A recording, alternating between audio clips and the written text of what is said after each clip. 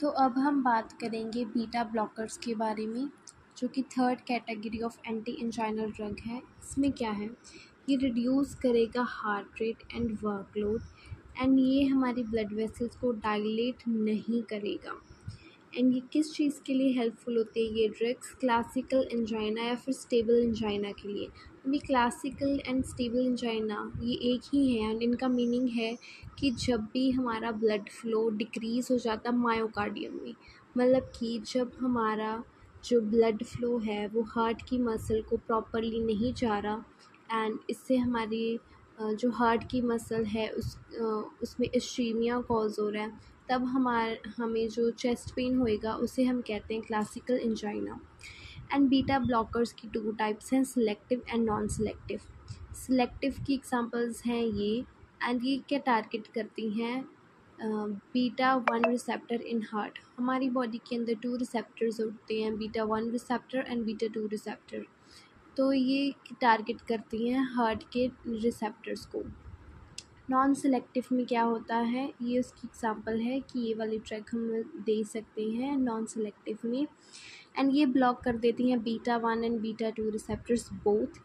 And ये क्या करते हैं, ब्रोंको कंस्ट्रिक्शन करा देती हैं जब भी ब्लॉक्ड होते हैं। इसीलिए हम कहते हैं कि बीटा वन रिसेप्टर मीन्स कि जो सिलेक्टिव रिसेप्टर्स हैं उनका यूज़ किया जाए अस्थमैटिक पेशेंट्स में, क्योंकि अगर उनको नॉन सिलेक्टिव दे देंगे तो बीटा टू रिसेप्टर्स भी ब्लॉक हो जाएंगे, जिससे ब्रोंको कंस्ट्रिक्शन हो सकती है एंड पेशेंट के ब्रोंक्यूल्स और ज़्यादा कंस्ट्रिक्ट होंगे, जिनसे उनको सांस वगैरह नहीं आएगी और ज़्यादा शॉर्टनेस ऑफ ब्रेथ हो जाएगी।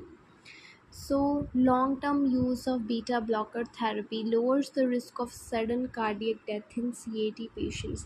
अगर हम लंबे टाइम तक बीटा ब्लॉकर्स की थेरेपी पेशेंट को देते हैं, कार्डियक वाले पेशेंट को, तो उनका जो रिस्क ऑफ कार्डियक डेथ, मतलब कि जो एकदम हार्ट अटैक या फिर कार्डियक अरेस्ट कुछ भी होता है, उसका रिस्क को लोअर डाउन कर देती हैं इन CAD पेशेंट्स, मतलब कि कोरोनरी आर्टरी डिसीज़ वाले पेशेंट्स में।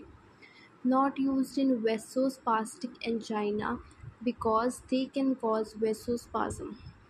ये वेसोस्पास्टिक एंजाइना में बीटा ब्लॉकर्स को हम यूज़ नहीं कर देते क्योंकि उनमें ये वेसोस्पाज्म कॉज कर देते हैं। ठीक है।